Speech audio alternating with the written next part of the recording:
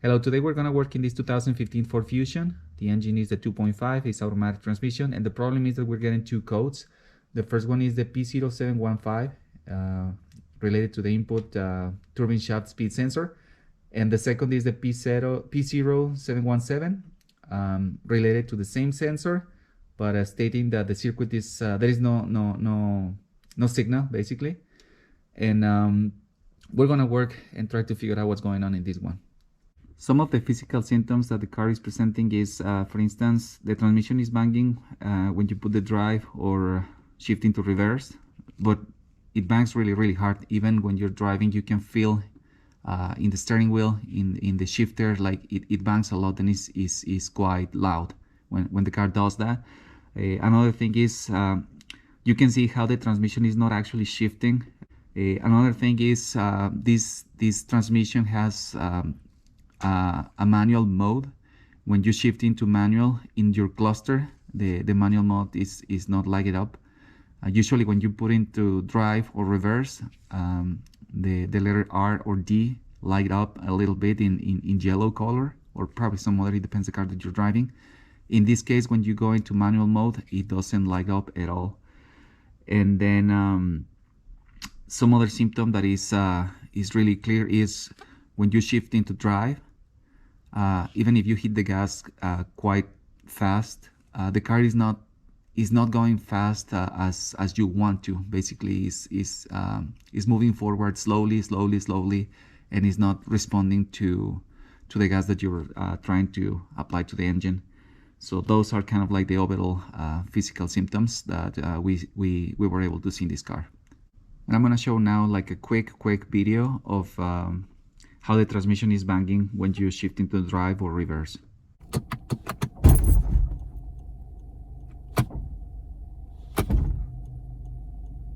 Well, the owner took this car to a shop.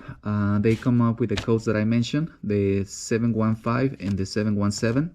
They come up with the conclusion the transmission needs to be rebuilt, and the estimation for this job with labor is $3,727 plus taxes. To come up with this, they charge the customer with $120, which to me, this is ridiculous. It's it's more than half of the value of the full car. And I also hook up my scan tool. I come up with the same codes, but after an initial review, I found something interesting that I want to show you guys now. The sensor that it's supposed is faulty is located under the air filter box or housing. So I'm gonna start to remove all these parts in order to have access to the sensor.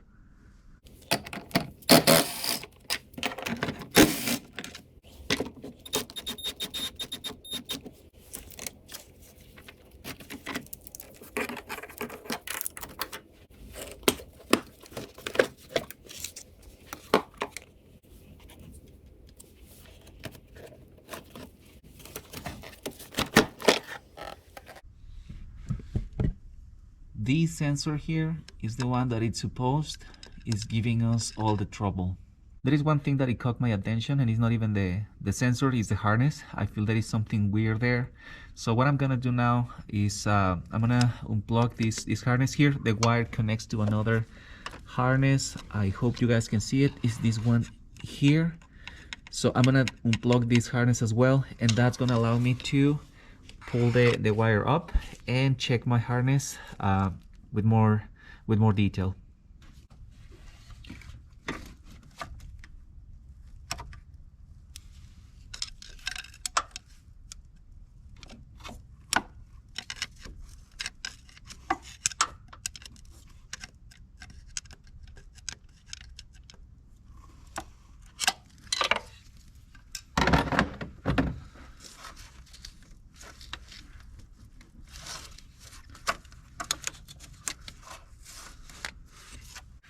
The second harness is a little bit more tricky because the space, but basically it has like a great clip that we have to pull it up, and that will release the harness.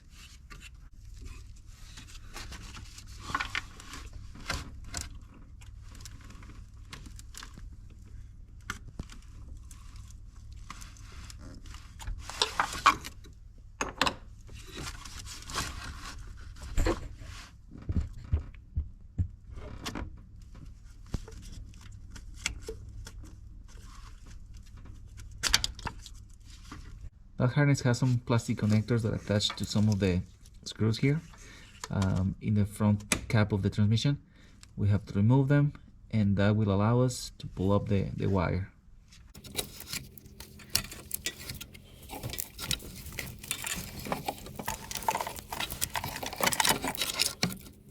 Okay, this is the harness. This is the front connector that I was telling you guys that is tricky to unplug. Usually when it's connected and closed, this gray part is like this. In order to open it, we fit a screwdriver like this and pull up, and it opens, and that will allow the disconnection of the harness. But this is the harness of the sensor that I was telling you guys is weird, and the part that caught my attention is this. Can you see this thing is coming out from the harness? It's one of the connectors, which seems to me is damaged, and I feel this potentially can be the reason why we're having the codes. Well then, what I'm going to do is I'm gonna cut this connector and replace this one with this brand new that I got online for 20 bucks, and see what happened. Alright, I already connect this thing. Just be careful to connect the wires in the order that should be.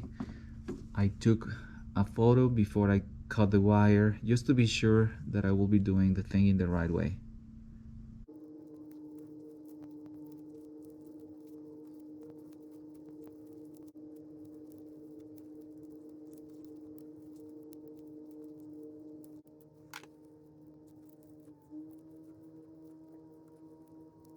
Well, now that I replaced the connector, following the same logic that I followed to make the disassembly of the air filter box and the harness, I'm gonna connect the whole thing and place everything back, and then check if the codes and symptoms we had with the transmission are gone or still there.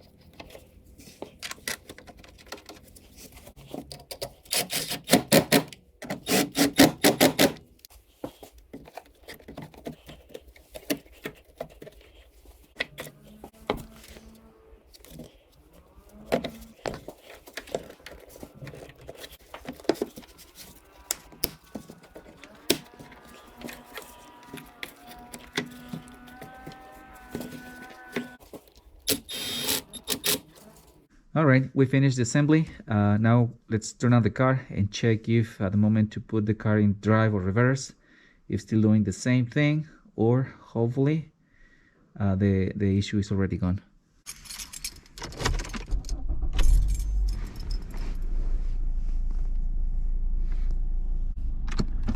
Alright, reverse is now kicking, drive is fine, sport mode now is lighting up in my cluster. Before it wasn't, so it's working fine. Now let's take it for a spin.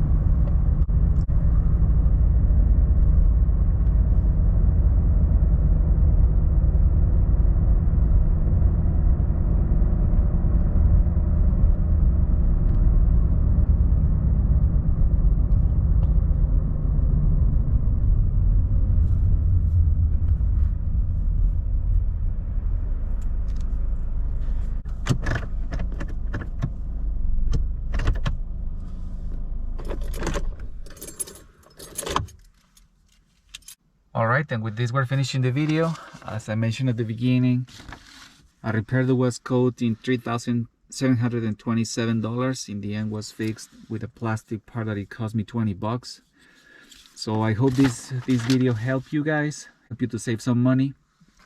And I will really appreciate if you click on like and subscribe to the channel. Thank you.